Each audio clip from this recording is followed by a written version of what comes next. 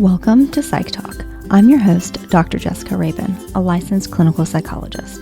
If you are a mental health professional, student in the social science field, or just interested in psychology and mental health, this podcast is for you. Although topics discussed on this podcast are similar to therapy, Psych Talk is not a replacement for therapy and is for educational and entertainment purposes only. So let's dive into today's episode.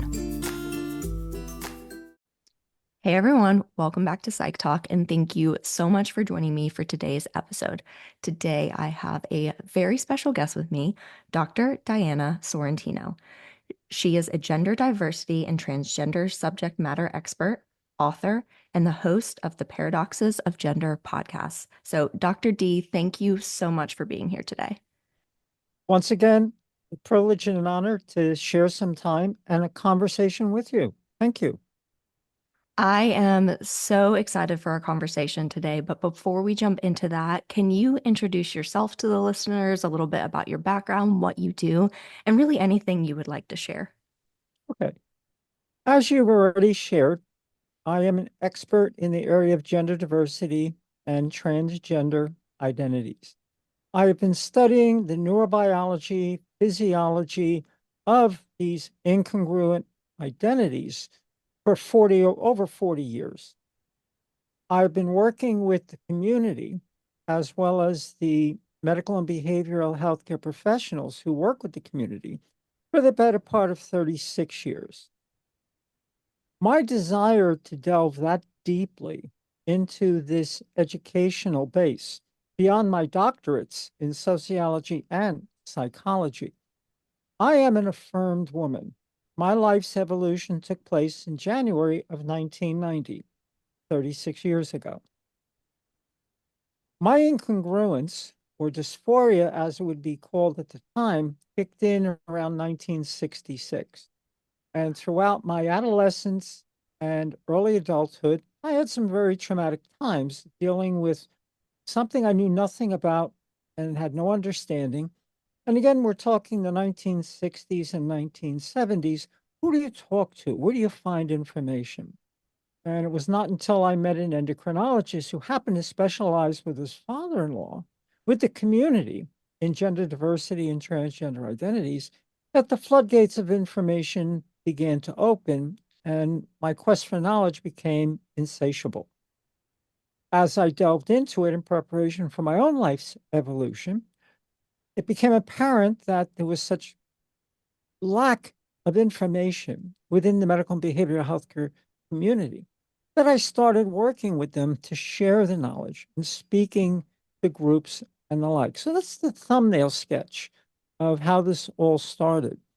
So it's been a phenomenal journey for me, personally, professionally, and the satisfaction of working with so many different individuals, especially the parents of adolescents who are beginning their gender affirmations, couples who all of a sudden find out that their partner is looking to transition, uh, helping people understand the complexities based on neuroscience and physiology, because otherwise it's like attempting to chase down and catch a ghost in the room. There's no foundation of knowledge or understanding. I work to provide them with the factual educational basis as to why our identities are so incongruent from the norm, all of which begins in utero before we're even born. But that's the thumbnail sketch. I appreciate you sharing all of that and, reflecting on the fact that you have been in this field for over 40 years, both research wise, and then you said, I think 36 years working with families and individuals. I just am wondering, like, how has your work evolved over the past 4 decades? Because as you were sharing with your own journey in the 60s and 70s, who did you turn to? And then I feel like more people are researching and we have more knowledge now. So do you mind sharing how that work has evolved in the 4 decades you've been working? Well, prior to the advent and the expansion of the internet, you had a very difficult time finding any information whatsoever Hmm. unless you delved into academic journals. Uh, the endocrinologist who I work with, who was my personal endocrinologist for 30 years before he retired, and I found a Wow. new primary care physician. You needed someone who could bring quality knowledge and information to the equation and make Hmm. sense. When I'm working with parents, very often it's hard for them to understand how their child, whether assigned male at birth or female at birth, all of a sudden tells them that, you know, they plan to transition. But it's not an all of a sudden, it's an Hmm. identity they have been wrestling with since probably the age of 3 or 5. But how can they begin to understand themselves what's taking place? Hmm. Let me share this example with you. Not long ago, I did a seminar for human resource professionals on paradoxes of gender in the workplace and DEI. Okay. And during the program, I acknowledged, because a few knew, but most did not, because there were close to 200 people in attendance, that I was an affirmed woman. At the end of the program, a gentleman approached me because people always would like to chat afterwards. And he waited impatiently till the end, but I could see he was distraught, visibly upset. As he approached, put my hand on his shoulder. I said, "Please sit down. Let's share a conversation." And he said, "I'm living this. I'm living this. I don't understand this. I'm living this. My child, my child. I love my child, but I don't understand this." Hmm. So I let him share his thoughts. I keep asking my child to tell me what's going on, and they don't say anything. Hmm. Well, the reason for that is, in many instances, they are still sorting out their own level of understanding. So I asked them, "How old is your child?" 17. Now, in my world, professionally, that's not a child, that's an adolescent. Hmm.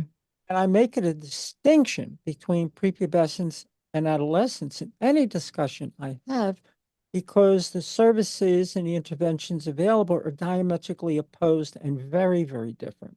Yeah. I then asked them, "What was the sex assignment at birth?" Said male. So your child is transitioning to female. And I used his terminology so that he would understand that I was listening. Hmm. I delved into the neurobiology, the physiology, and what takes place during fetal development. And he said, "Wow, I had no understanding of this. I had no idea." I said, "It's a lot to digest." We spent an hour in conversation, Wow. and I can see him relax and wind down and the stress dissipate. And I said, "Be patient with your child. When she has developed a better understanding of where she is and what's happening in her life, then she'll be able to share with you. Until that time, unspecified, unrestricted love and support is essential. Hmm. That's the best you can do. The rest will fall into place on its own." Yeah. He was so relieved. For the information, but more specifically, having an opportunity to speak with someone who can make sense of it to a small degree in their mind. Hmm. Majority of the clients that I work with are sent to me on referral. Psychologists like yourself, medical professionals. And typically the phone will ring or an email will come in and say, "I would like to refer this person to you." And I say, "Let's put a pause here. You are working with the individual for whatever pathologies they may have been experiencing concurrent with their gender identity. Hmm. My role is to work in partnership with you in parallel to help them understand what is taking place professionally, as well as my lived experience." And I always chuckle when I receive a phone call from of an individual on a referral, and they'll say something like this: I told my physician or my psychologist, I've got a great endocrinologist. I've got a great psychologist. I've really done well with them. But I'm really at a point that I need to spend some time working with someone who's been there, done that, and is living it. Because Mhm. as helpful as these individuals have been, it's an element that they cannot bring to the equation. And that's when I come into the picture because any work today being done with gender diverse or transgender individuals requires an interdisciplinary team. It's not a Mhm. one-shot deal. You need the psychologist, you need the PCP, the Mhm. endocrinologist, the stakeholder from the community. I can fill both roles there, right? But I work in partnership because I do not do therapy.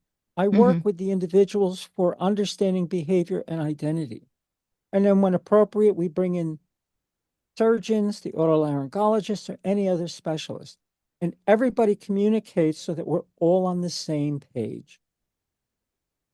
Thank you so much for sharing all that. First, the story, but also just highlighting how gender affirming care is an interdisciplinary approach, that there are a lot of providers involved to make sure the individual is getting whole person care.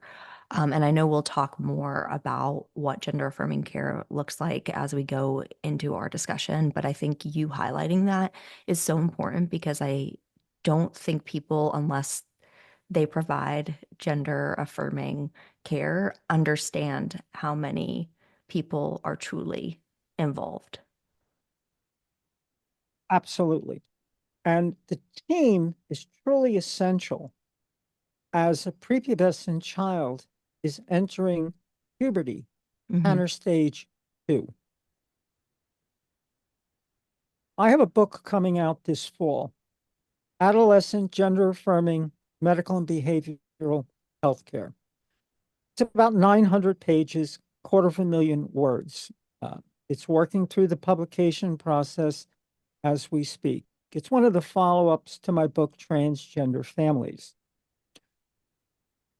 And what's key is understanding the development of the Hmm. incongruent gender identity. Now, as I've shared, my evolution took place in 1990. Both of my parents were still alive at the time. So I took my mom out to dinner because I had all the ducks in a row. I had the legal, I had the medical. I was ready to pull the trigger on a full affirmation. Hmm. I wanted to let her know what was coming. And when I was finished sharing all that I had to share, she looked at me, she said, "This makes perfect sense." And of course, I looked at her stunned and asked, "What in God's name are you talking about?" She said, "I always knew you were different. I didn't know why.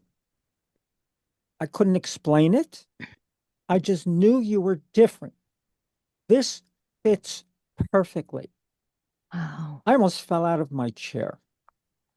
I share that because so many of the parents that I've worked with, when I asked the mom specifically, because typically I'm working with individuals where the development is in early adolescence, not during prepubescence. And I'll ask mom,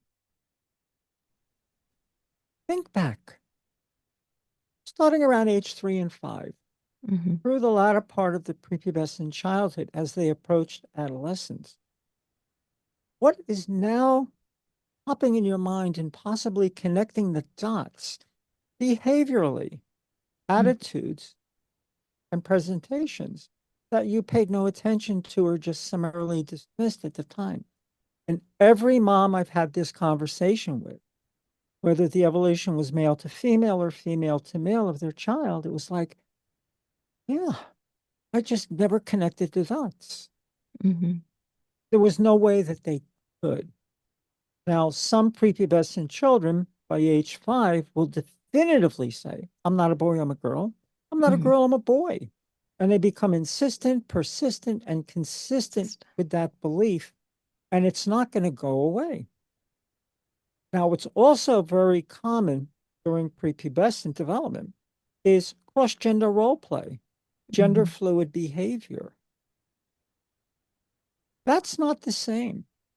Because if that's just the normal part of prepubescent child development, by age 7, 8, that dissipates as Hmm. the prepubescent child begins to associate more with their peers, their cisgender peers.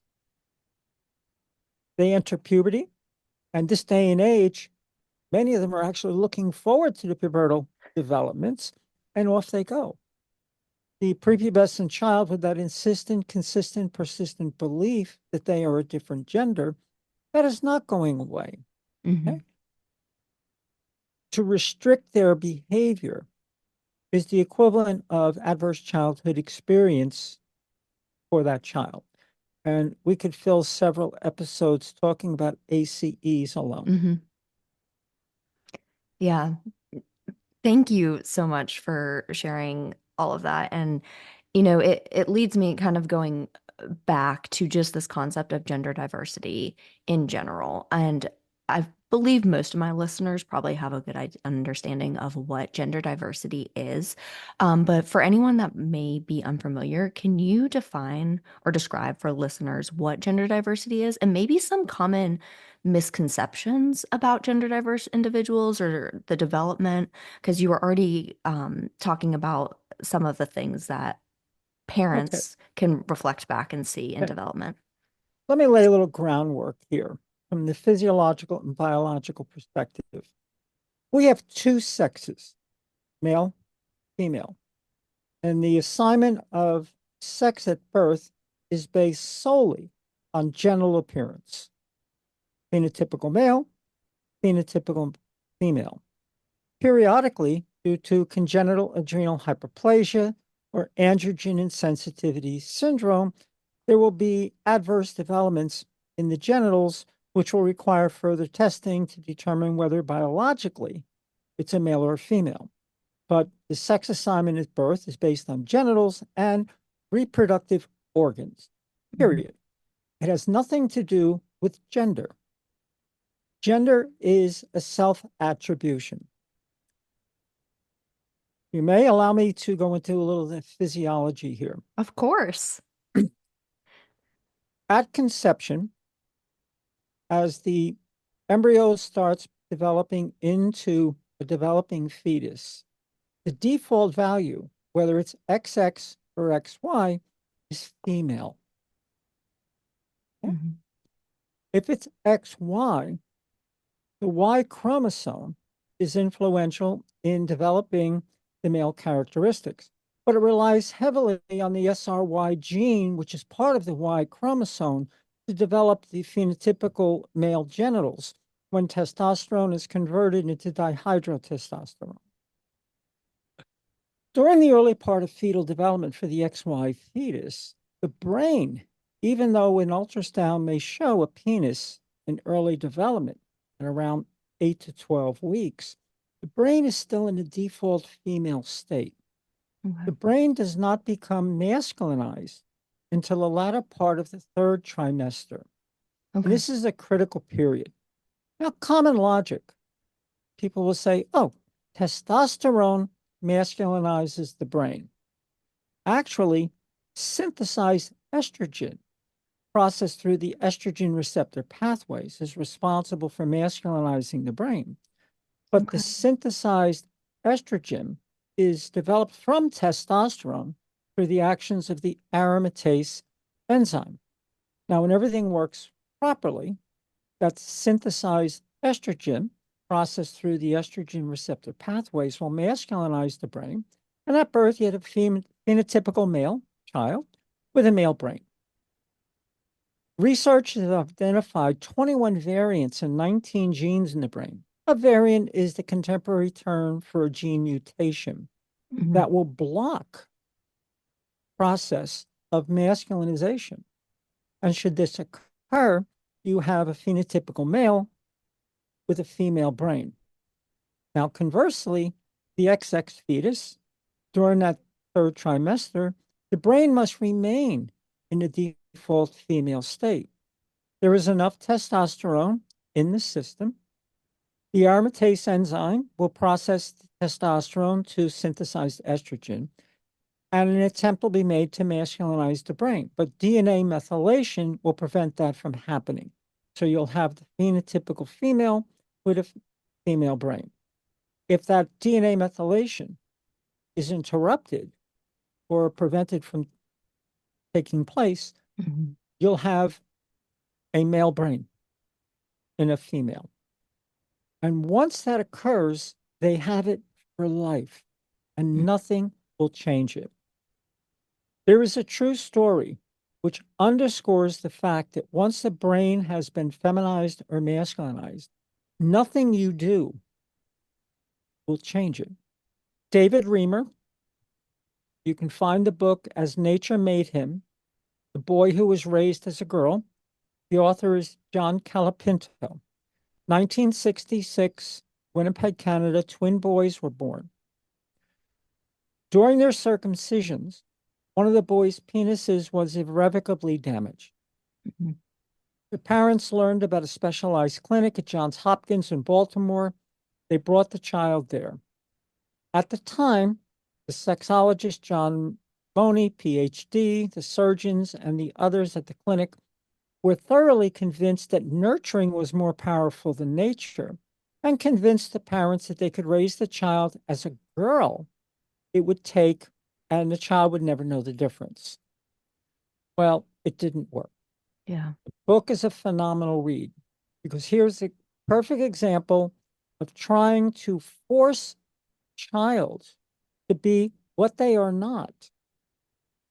When a child is born with a brain that's congruent with their sex assignment at birth, all of the nurturing, all of the socialization, all of the typical parenting and family activities around the growth and development of that child are well accepted and fit without complication.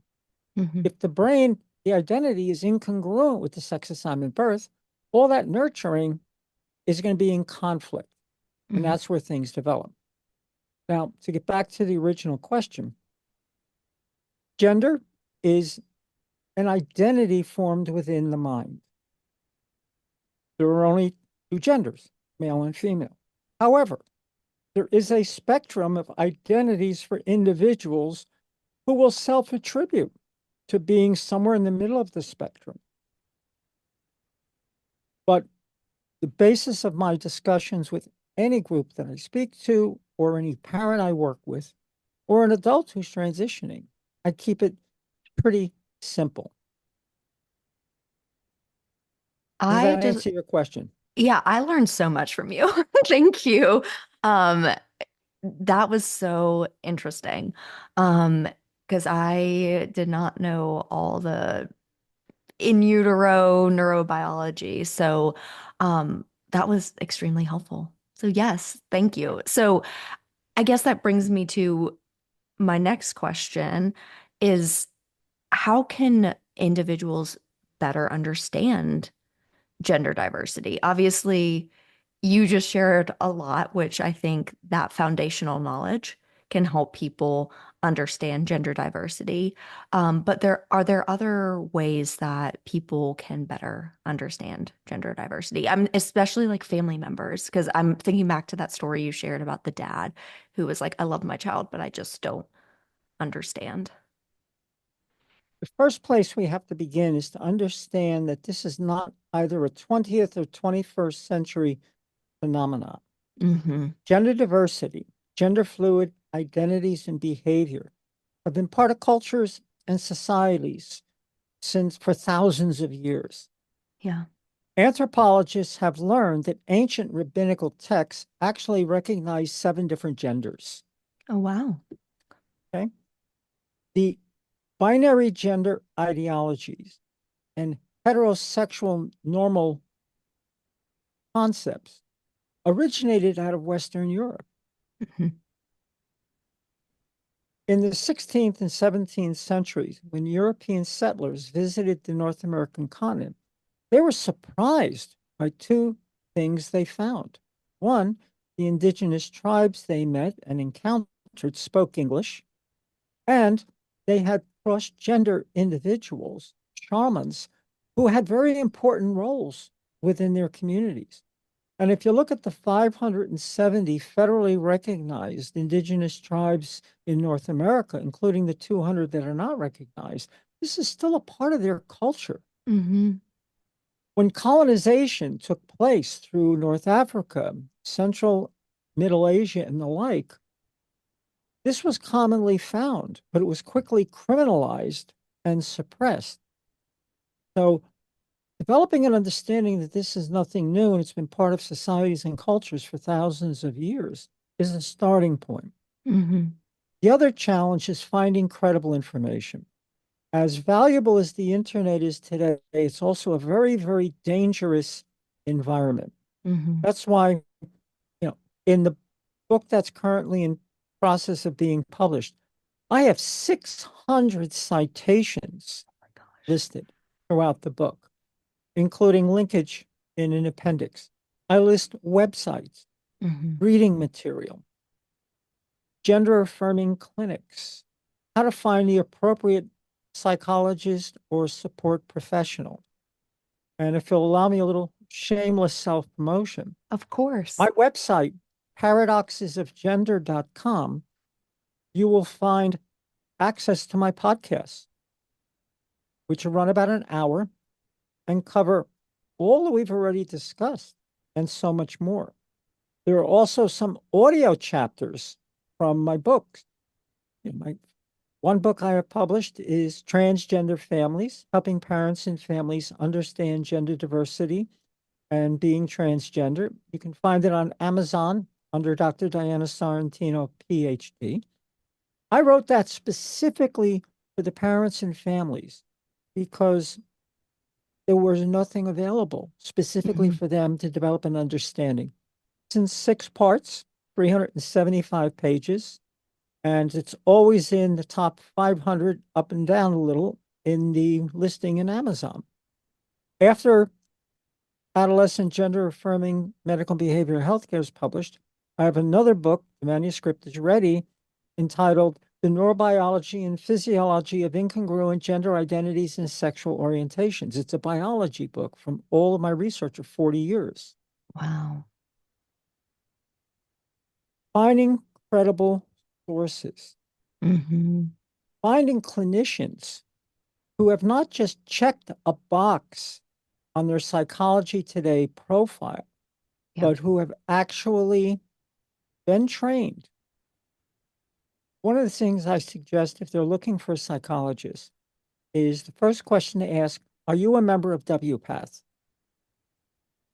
And sometimes a psychologist will ask me, what's WPATH? World Professional Association for Transgender Health. Health. Yeah. You have the GLMA, I'm a member of. Outcare Health, Mm-hmm. LGBTQ people, I'm a member of. It's out there, but sometimes you need to work with a professional like yourself, myself, to find the proper channels to access that information. Mm-hmm. Have I Yeah. answered your question? Oh, absolutely. And yeah, so I think one, highlighting that this is not new, because I think that is a misconception I hear all the time. Like, oh, this is just a like new trend, which I hate the word trend. It's like one of my least favorite words, but or like everybody is gender diverse now, or everyone, whatever people like to claim. And I do think a big part of that is because of the internet, like you said, which I think there are many benefits to the internet, but it also can put out a lot of misinformation, incomplete information, harmful information, which leads me to my second point, reflecting on like finding good information, like you were saying, accurate information. I think a lot of people who don't fully understand gender diversity, gender affirming care, do get their information from not so credible sources. Or they don't even know where to start to look for information, like your multiple books or reading, and you know this, reading journal articles is not accessible to a lot of people from a standpoint of like understanding how research is done and things like that. And so then they go to an influencer on social media or a social media post, and that's not going to be I don't want to say it's inaccurate because there is some accurate information out there, but it's not going to be nearly as nuanced or in depth as picking up a book or reading journal Exactly. articles. Well, I'm sure you can see a few of the books over my shoulders behind me. That Yes. equates to about 10% of my library. Oh my goodness. And Okay. I have read every single one of them, as would be indicated by the post-it notes at the end of each page. Because I highlight and mark, I use it for research. Another thing parents and people need to understand is adolescence. It's a time of exploration. And Yes. what is my identity? What is my Hmm. sexual orientation?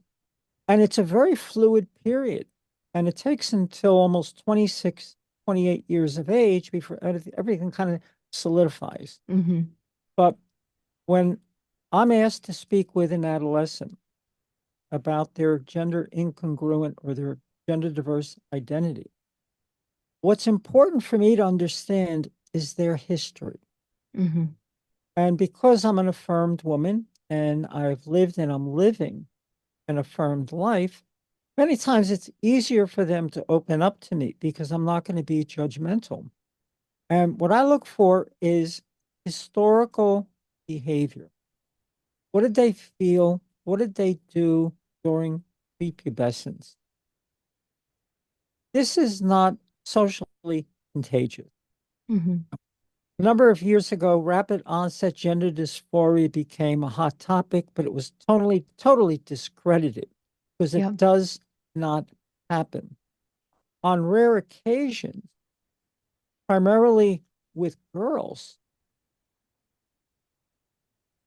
if there are dynamics within the family that are negative for the individual, Hmm. let's say she is one of 4 or 5 children and the others are all boys. I've heard it said that, my life would be better in my family if I was a boy. That's not being gender incongruent. Yeah. There are psychological issues. And I've had individuals who were brought to my attention who fell into that category. And I immediately referred them off to a psychologist because they needed testing, they needed evaluations, and there were significantly deeper issues pathologically leading to that possible gender diverse identity. Hmm. But absent the history, even if during prepubescence, like myself, I didn't know what was going on, Hmm. cannot explain it, there's enough information that should be made available to discern whether or not they're truly on the path to being gender diverse or transgender. And then the other important point is to start discussing with them, and it's a difficult concept for them to deal with, is where do you see yourself going? Hmm. If you're going to transition male to female or female to male, what's your next step? Hmm. And for an adolescent, that's an almost impossible question to answer because it's the furthest thing from their mind. But as Nyla Miller put it in 1999, we want to make sure they don't fall into what she called gender affirmation, genderland, fantasy land, Hmm. where it's like damn the torpedoes and go full speed ahead. Yeah. What is your plan going to? Hmm. And my role, primarily aside from education, is coaching and mentorship, helping whether it's an adult, young adult, or an adolescent work through the process. Hmm. Thank you for all that. And that leads beautifully into us talking about what gender affirming care is and what it entails. And I know this question alone could be a whole podcast episode. I fully recognize that. But you already highlighted earlier in our discussion, there is a big difference between a child, prepubescent, and an adolescent, specifically when it comes to gender affirming care and what is available to them. And then obviously we have adulthood as well. So, do you mind sharing with listeners a broad overview, if you can, of what gender affirming care is? Because I also think there are so many misconceptions. about what gender affirming care is? Gender affirming care begins with accepting the prepubescent child, the adolescent's self-attributed gender identity. Mm-hmm. Okay? You can accept without understanding. And for the parents, it can become a bit of a small spectrum going from acceptance to understanding as they learn and progress. Mm-hmm. Now, very briefly, for the adult, current standard is patient-directed model of care. If an adult comes into a PCP or an endocrinologist or a psychologist like yourself and says, I want to transition female to male to female, whatever the case may be, there aren't too many roadblocks for them, but the professional is going to have to still do an evaluation, Mm-hmm. ask some questions, and determine, what is behind this. But the most important period is for the late prepubescent entering puberty, tenor stage 2, and early adolescence. Mm-hmm. The prepubescent child, allowing them to express their incongruent identity is key. There's no medical intervention, there's no Mm-hmm. surgical intervention. And what really fries my bacon is when I hear statements like, they're butchering children. Well, Yes. an 8-year-old and a 16-year-old is a child. Mm-hmm. An 8-year-old and a 16-year-old is a minor. So which one are you talking about? Because they're Mm-hmm. different. Yeah. No intervention. Now, a prepubescent child can be allowed to transition socially Mm-hmm. with nothing else but name and presentation. And going through elementary school, preparing for middle school, that may be worthwhile because it's reversible. Mm-hmm. Now, they enter puberty and time for puberty blockers. The misconception there is it's harmful. Puberty blockers have been used since the 60s for precocious puberty, primarily in young females Mm-hmm. who start puberty at 7 or 8. It's to put a pause on it. And what gonadotropin releasing hormone agonists will do, that's the fancy term for puberty blocker, Yep. it puts a pause on the development of secondary sex characteristics. And this is critically essential for the assigned female at birth transitioning to male because it stops breast development and put a pause on menses. Let them try the shoes on. Because in a few years, if it turns out this is not right for them, you discontinue the blockers. Puberty kicks in immediately. Mm-hmm. Now, before any type of medical intervention is initiated at that the pubescent, or should say the counter stage 2 puberty, medical tests have to be done. Mm-hmm. And one of the most important is bone mineralization, and it has to be monitored consistently. Is the person healthy enough for intervention? Mm-hmm. If the puberty blockers are successful, around 15, 16 is when cross-sex gender-affirming hormones would be introduced. No surgical interventions would be recommended until after the age of 18. If a child or the prepubescent is going to transition while in school, taking the summer break, formalize the transition is beneficial. Working with the school and the school Mm-hmm. counselors. I mean, like you indicated, that can be an entire podcast in and by Mm-hmm. itself. And I cover a huge section in my books on those areas specifically. Mm-hmm. Gender affirming care is medical, it's psychological,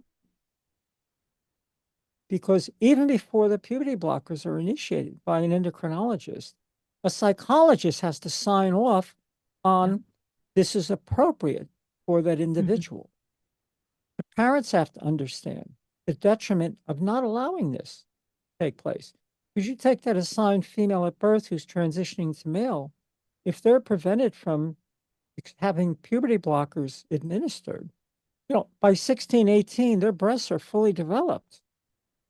I have an affirmed male I'm working with right now who recently finally had the double mastectomy, Mm-hmm. and his entire demeanor improved so significantly because that baggage was finally removed. Hmm. So, gender affirming care is proceeding in the best interest of prepubescent or the adolescent and even the adult with the Hmm. appropriate interdisciplinary team of professionals because there can be health risks. Hmm. You take an individual over 50 who's having their surgeries, they have to have a cardiac clearance. So it's not like, okay, I decided I'm a girl, I'm not a boy, I want this done. Uh, Hmm. no, it does not happen that way. Yeah. That last thing that you just said is something. What did you say? Fries my bacon. I like that. I'm gonna steal that from you. But I hear that all the time. It's like people have this misconception that, especially children, will wake up one day, say, hey, mommy, I'm a boy, and the parents just take them to some clinic and they're suddenly getting all these irreversible interventions, which you and I know is not the case, but unfortunately, that's a rhetoric that's been put out um, in society. So I appreciate you taking the time to break down all of that for us. And like we both said, I know there's so much more nuance and we could go so in depth. But maybe that will be another podcast episode at some point. Another thing I wanted to ask you this specifically about gender affirming care, because you have highlighted a couple times already that it is an interdisciplinary approach. However, not everybody is trained in gender affirming care. Not every physician, psychologist, things like that. So, what do clinicians often miss when it comes to gender affirming care? There's a lot that they will miss Okay. because they have no understanding Hmm. of the process. In 2011, a research study was published in the journal, the American Medical Association. Okay. A survey was conducted of 135 medical schools in the United States, specifically inquiring on how they taught and trained for LGBTQ plus patients and specifically gender affirming care.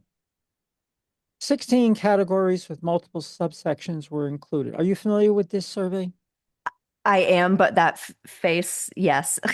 The face Okay. I made is because, yes, but you continue talking about it. All right. Of the 132 schools, only 8% of them covered all topics. Hmm. The bottom line is medical schools are graduating, it's improved, but Hmm. medical schools are graduating physicians with no preparatory knowledge of working with the community. Now, Yeah. there is a medical school associated with a large hospital network near where I live. We're not Okay. far apart. Oh, we aren't? Okay. All right, I'm just outside of Allentown. Oh, okay. Right?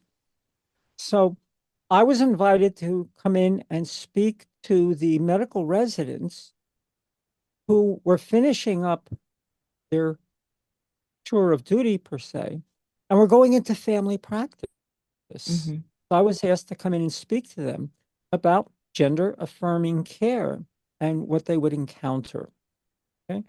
More often than not, the clinician has to be taught by the patient. Hmm. Their schedules are heavy, and it's very difficult for them to pursue studies on their own outside of what they're required to do on a regular basis. I shared earlier that I worked with an endocrinologist who specialized in the field for 30 years. Hmm. I started with him right out of his residency when he went into private practice with his father-in-law, who had been working with the community for close to 40 years. Wow. He was my educator. When he retired, I found a local physician, and I've been with her now the better part of probably 3 or 4 years. And when we met, she even acknowledged to me, she said, I have very little knowledge in this area. That can I rely on you to help me when I need it? And I said, absolutely. Okay. So I gave her a copy of the books I've already published. She'll get a copy of the one that's coming out. She'll call me from time to time when she has questions. She's very progressive in that Mm-hmm. regard. And simply put, I tell her what I need. And unless Okay. she disagrees, um, we go with it. Mm-hmm. Okay. And I'm very happy with her. And because at this stage in my life, other than my hormone maintenance, because I'm still on estradiol, Mm-hmm. 2 milligrams 3 times a day, progesterone, I've had all my affirmation procedures years and years ago, and it's all maintenance. But I see her every 6 months, for blood work, to make sure everything is within defined limits, checking Yeah. my estrogen levels, checking my progesterone levels, my testosterone levels, and so forth, because this is essential to do, Mm-hmm. right? I hate to be critical of any group, but too many clinicians, whether psychologists, LCSWs, you know, licensed clinical practitioners, they check a box Mm-hmm. and they're not really qualified. Mm-hmm. And there's many times I receive calls that is on a referral that they have a question about a patient or client they're working with. And as I indicated earlier, asking, are you a member of WPATH? And then I hear, what is WPATH? So I encourage them to join because WPATH by itself is a wealth of information. And for your listeners, whether clinicians or Mm-hmm. civilians, as I like to refer to them, visit the website, wpath.org. Mm-hmm. There are Standards of Care 8 was published in 2022, is available as a PDF, and you can download it for free. Mm-hmm. Every clinician should have a copy of it. Yep. Okay? I refer it to parents all the time to download and read because it's a powerful, powerful resource of information that's clinically based from the research of physicians, psychologists, surgeons, stakeholders in the community, and the like. Mm-hmm. Yeah. Thank you for sharing that. And I agree that a lot of people, my one of my biggest pet peeves is going on to like Psychology Today profiles and seeing people that say they specialize in everything. Because there's no way that we can specialize in everything. And yes, WPATH is a great resource, and I will link that in the show notes as well as the standard of care so people can have easy access to that so they don't have to go far at all. But thank you for sharing that. And I know we're getting towards the end, and you clearly do an excellent job of approaching these conversations, whether it's with families, whether it's with other clinicians, whether it's with individuals themselves. And so I wanted to ask you, what steps can we, as whether we're clinicians or the general public civilians, as you just called them, what steps can we take to better approach these conversations with clarity, rather than being driven by like fear? Because I think there's a lot of fear. I would argue it's from the sociopolitical climate and media. But are there steps that we can take to just have these conversations more effectively? My recommendation would be, to the degree possible, open your mind to what does not fall within conventional parameters based Mhm. on cultural and societal expectation. Stop believing the myths, the Mhm. hyperbole, the Mhm. pathological assumptions, and especially the geopolitical arrogance that we hear about. I mean, when I hear self-proclaimed advocate for whatever their purpose stand up and say, if you're 16 and you think you're another gender, you have a mental disorder. If you are 4 or 5 or 8 and your mom says you're a different gender, she has a mental illness. I mean, Yeah. these people have no idea what they're talking about. But it boils down to that Western Europe binary gender heterosexual ideology that really boils down to control dominance, and influence over a society. Mm-hmm. When, and you've seen this, it's common knowledge, when someone is encountering a concept that they're unfamiliar with and have no knowledge of, unless they're willing to delve into why it's so, they Mm-hmm. just reject it out of hand. They don't want to be Absolutely. bothered. Mm-hmm. That's why people read headlines and believe the headline of a newspaper, but when you read the article, it's like it has nothing to do with the headline. Mm-hmm. Another frustration of mine. Denzel Washington put it very succinctly one day when he said, if you do not read the papers, you're uninformed. But if you do read the newspapers, you're misinformed. Oh, yeah. Yeah. No, I love that, opening your mind.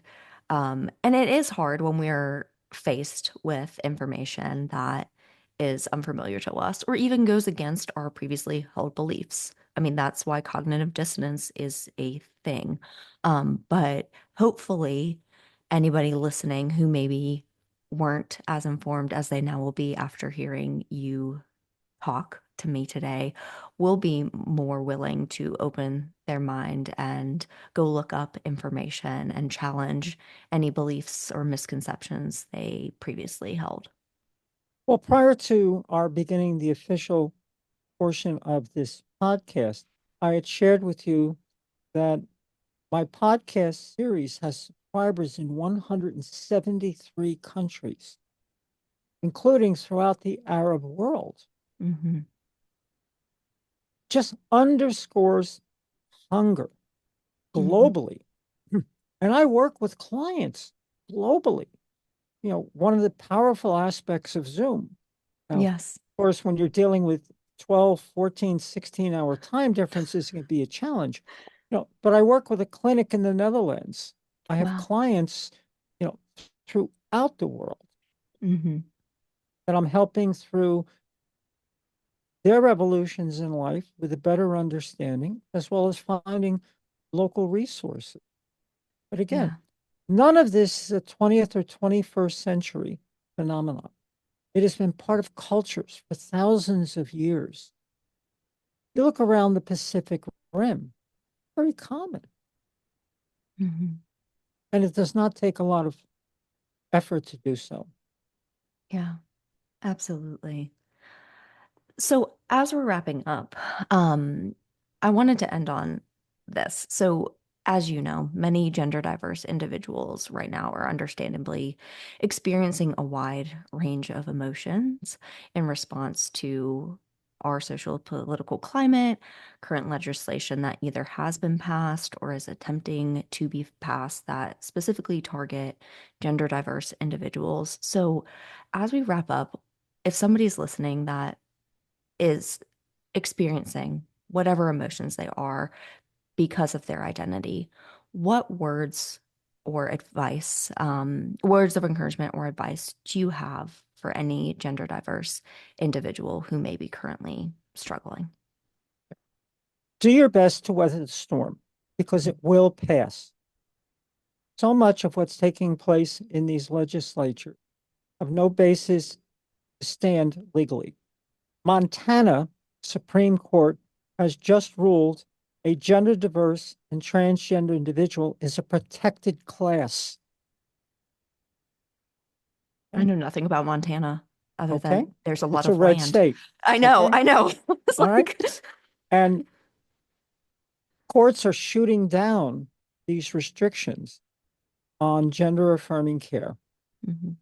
It's a tumultuous storm, but it will pass.